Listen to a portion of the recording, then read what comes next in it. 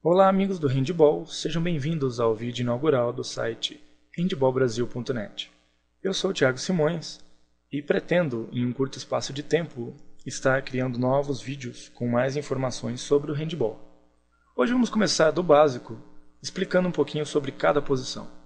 Os pontas, os armadores, o pivô, as 3 posições defensivas do lado esquerdo e as 3 posições defensivas do lado direito. Não vamos entrar muito no mérito do goleiro, que nós temos muita coisa ainda para discutir. Bom, começando aqui pelo central, vamos falar um pouquinho desse cara aqui, que costuma ser, vamos dizer assim, a pessoa que tem maior visão periférica do jogo. Então, por esse motivo, ele costuma ser o maestro, vamos dizer assim, né? É quem, junto com o técnico, normalmente numa troca defensiva, analisa melhor o jogo para saber qual é o lado da defesa que está mais fraco, ou mais vulnerável, ou mais fácil de efetivar o gol. Armador central, a característica principal dele é a inteligência, nem tanto força. Pelo contrário, se você tem um central muito forte, você vai ter um jogo muito feio, né? Normalmente não é ele quem faz a maioria dos gols, mas sim é ele que consegue enxergar os melhores espaços e, dentro do tático que o time treina, identificar qual é a melhor jogada ou o que fazer, né, para estar efetivando com maior eficiência esse gol. Isso é uma coisa que a gente vai estar discutindo ainda, né? A jogada ela é uma alternativa para você estar fazendo o gol. Isso é uma coisa que muitas equipes ainda confundem demais. Mas hoje eu queria falar mesmo só das características dos jogadores.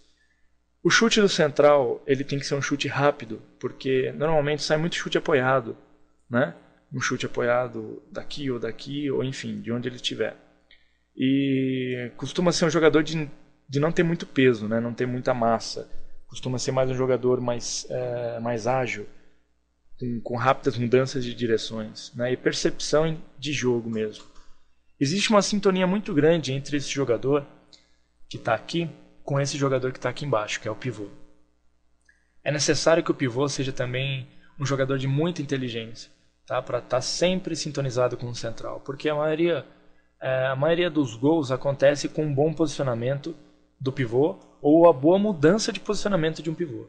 Então, cada um tem seu papel muito importante dentro do time.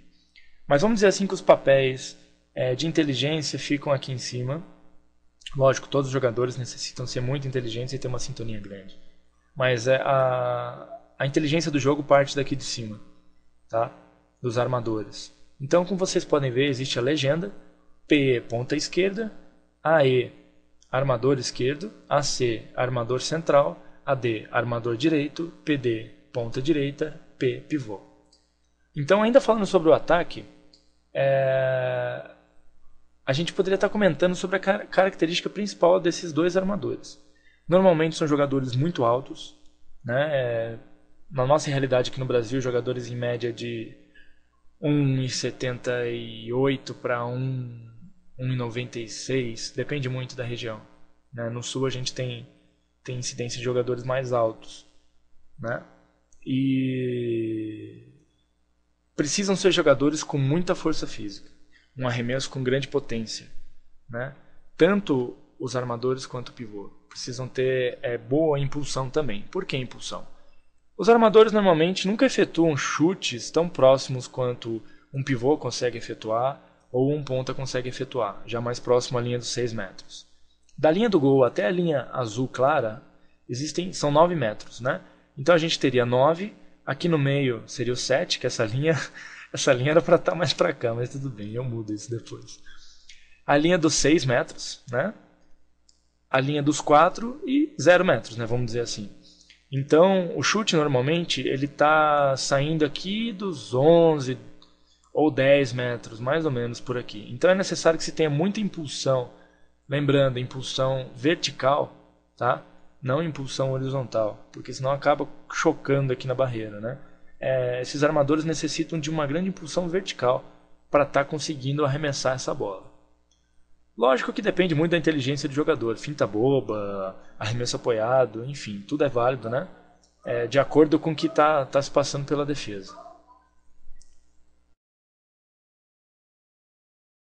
Vale lembrar também que cada um dos armadores tem uma característica diferente de arremesso. Normalmente o armador esquerdo ele é destro, né? O que facilita para ele o chute em ângulo longo ou mudança para ângulo curto, tá certo? Como assim também o armador direito, com as mesmas características de força, impulsão, etc., é canhoto, na maioria das vezes, para facilitar também o arremesso no longo e curto, mudanças rápidas, tá? Logicamente, para você ter um time mais completo, você precisa também de um ponta esquerda destro, que não é fácil, né? Aliás, não é difícil de conseguir, e o que não é muito, né, fácil conseguir é um ponta direita canhoto. Normalmente você sempre tem um inventado ali, um cara que se esforçou porque queria um lugar no time, virou canhoto, né? E arremessa com a esquerda. Mas vai bem um chute com a direita aqui também. Já vi excelentes jogadores destros jogando na ponta direita. Bom, aproveitando que a gente está falando de ponta, já vamos falar dos pontas então. Os pontas são jogadores normalmente que têm um biotipo bem, vamos dizer assim, magro, né? Pouca massa e muita agilidade e explosão. Que são os jogadores que chegam primeiro no ataque. Por exemplo, vamos supor que o central venha para cá, fez um chute, o goleiro defendeu. Imaginem que esses dois que estão na 1 aqui são os pontas. Eles são os primeiros a sair correndo, né, em explosão para o contra-ataque, para estar recebendo um contra-ataque aqui, né, direto, tá, desse goleiro. Então precisa muita agilidade para isso, né? Então os pontas são jogadores muito velozes, que necessitam de muita explosão, né, tanto para estar efetuando os contra-ataques quanto para estar alcançando o maior ângulo possível, né? Normalmente eles recebem bola com pouco ângulo e precisam abrir um ângulo aqui para estar efetuando esse arremesso. Como eu comentei, os pontas são os jogadores da precisão, treinam excessivamente chute para o gol, porque teoricamente a gente fala que ponta e pivô não pode errar gol. Se está na cara do gol tem que fazer.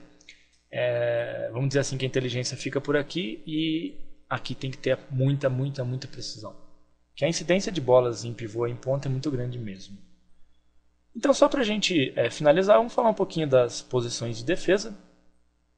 Vocês podem ver que está bem simples de entender.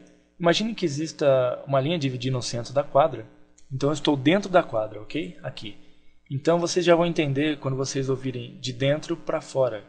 De dentro para fora. Tá certo? Então, por exemplo, eu tenho 3 posições, que seriam a 1 mais na extremidade das pontas, a 2 que é na altura dos meias, e a 3, as posições 3 que são as pessoas que ficam na base. As 3 são chamadas de base, isso aqui é a base da defesa. Esses homens aqui têm que ser homens muito ativos, que falem muito, junto com o goleiro, claro, e que chamem a defesa para cima dos caras, né? Essa é a base que também vai estar enxergando tudo que está acontecendo aqui e tem que puxar esses caras para a troca defensiva. Na iniciação é muito comum você ver aquela marcação 1 para 1, onde esse cara vai e o outro vai atrás, né, marcando. Mas como a gente consegue um pouco mais de competitividade, um pouco mais de ciência do que está fazendo, é necessário muita cobertura. Por exemplo, se o central vier para cá e fizer uma finta para fora, né, fintou para fora, esse cara não vai ficar marcando o pivô, ele vai ter que pegar esse cara aqui antes que ele entre nos 9. Obviamente, esse outro jogador vai ter que cobrir. Por isso que necessita de muita comunicação entre eles. Tá joia? É simples, né? Teoricamente simples de entender. Só que precisa ser muito bem treinado, porque isso precisa de uma sintonia muito grande. Tá? Então, por exemplo, vamos falar um pouquinho de posicionamento. Quando o central fala para o pivô fica entre as 3. Ele vai ficar entre as 3, que é no meio da quadra. Pivô na 3 para dentro, aí ele aponta o lado esquerdo. O pivô vai parar aqui. Pivô na 3 para o lado direito. Para dentro, né? Vai ficar aqui.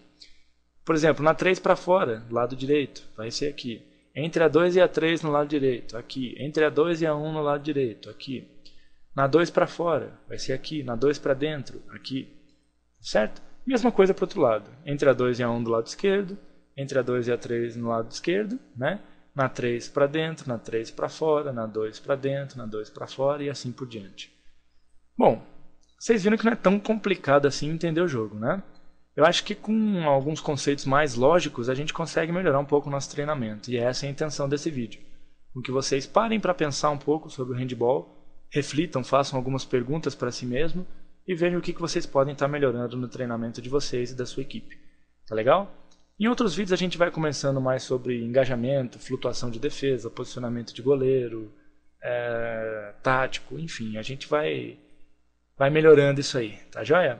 Espero que vocês tenham gostado e seja de útil, né, para alguém aí, que isso eu tô fazendo de coração para vocês mesmo, para a comunidade do handebol brasileiro, compartilhar um pouco, bem pouco desse conhecimento que não é muito que eu tenho.